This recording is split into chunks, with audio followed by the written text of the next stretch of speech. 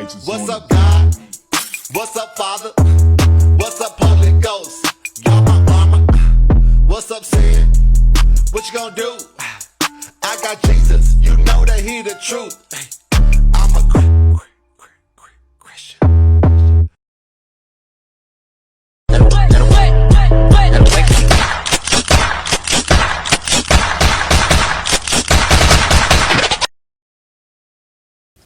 Yo, tell me you're a Christian without actually telling me you're a Christian.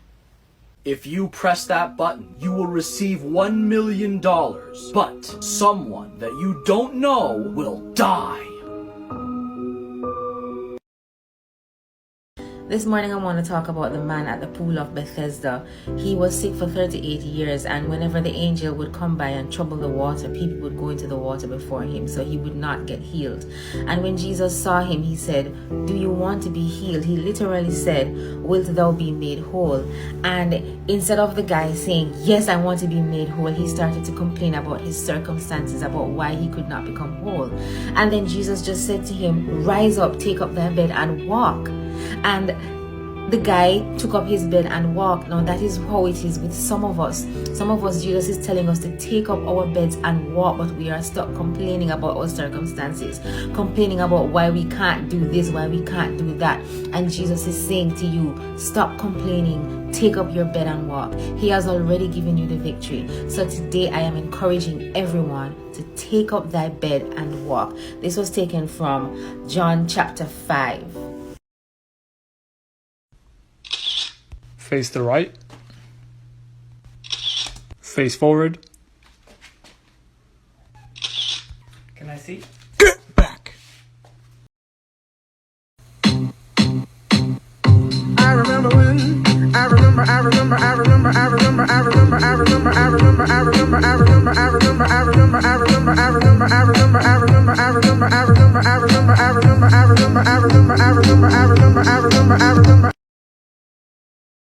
In Genesis 1 verse 14, the Bible tells us that the sun, the moon, and the stars were given to us as navigational indicators and to mark seasons and time. In Genesis 15 verse 5, God uses stars as a promise to Abraham of an innumerable seed. In Isaiah 13 verse 9 to 10, Joel 3 verse 15, and Matthew 24 verse 29, the final judgment of the earth is accompanied by astronomical events. However, astrology is the interpretation of an assumed influence that the stars has on human destiny. This is a false belief. In Daniel 1 verse 20, the astrologers were put to shame by God's prophet Daniel. Isaiah 47 verse 13 to 14, astrologers will be burned in the judgment. Deuteronomy 18 verse 10 to 14, divination is forbidden. 2 Kings 17:16, the Israelites' worship of the stars brought God's judgment each time. Stars keep track of time and place, but our wisdom comes from God. James 1 verse 5. Romans 12 verse 6 to 8, prophecy is a spirit-led ability to declare the word of God. Divination is the practice of fortune telling inspired by other gods and spirits. Ephesians 4 verse 11, 2 verse 10, and Acts 11 verse 28 and 21 verse 10. The early Christians did not have the complete Bible, so the Lord appointed prophets to declare the word of God to his people. However, in Deuteronomy 18 verse 10, the Lord says that there will be none among us that practice divination or fortune telling. 1 Samuel 15:23, the sin of rebellion is like the sin of divination. 2 Kings 17:17, divination was one of the reasons for Israel's exile. Because we have the complete Bible, the gift of prophecy is no longer the prediction of God's word, but the proclamation of God's word. 2 Peter 1 verse 3, the Bible contains all the revelation we need for life and godliness. Divination includes fortune telling, witchcraft, tarot cards, necromancy, spellcasting, and should all be avoided. 2 Timothy 16-17, the Bible governs all prophecy.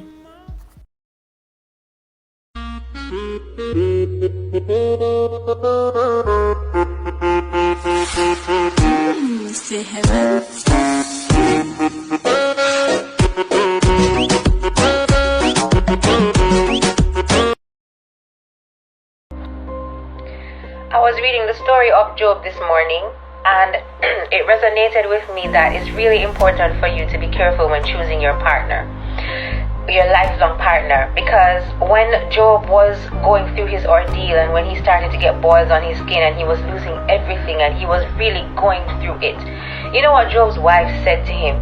She said, "Curse God and die." Now, can you imagine if you were going through your own struggle and your significant other, all they would have to say to you is to curse God and die? No words of encouragement. They're not going to fast and pray with you. They are not going to encourage you in the Lord. That will break you down. So it is important. It is better to be single and mentally healthy than to be in a relationship or in a marriage with someone who breaks you down spiritually, mentally, emotionally, financially, every kind of alley. They don't have to be perfect, but they must at least have the mind of Christ. I made it now. Where the food at? Eat food up here. Boom! Move and give me way. Reach. No man up here nice bad. Look here, you don't have any oxtail or any jerk chicken or any curry chicken or so? Wait, Jesus, are you that? Boy, you look good. Me like your shoes.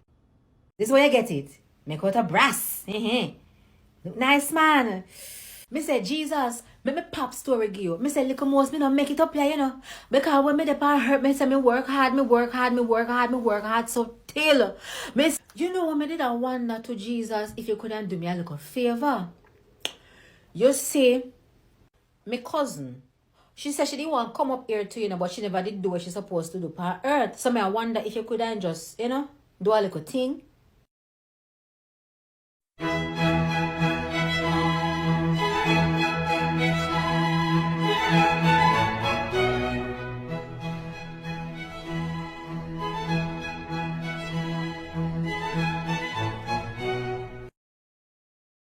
Common distractions during Bible study.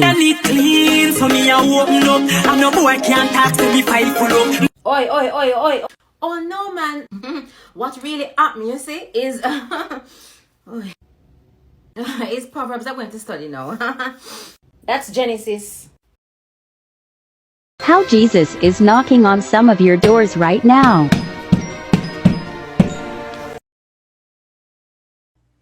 When he says he's a devout Christian, but then him asks me for his Zodiac, brother. Master, just go back which part you come from. You nobody come sad me with your crosses. Come here, try reach heaven. At heaven, me I try go. So nobody come to me with no Zodiac foolishness.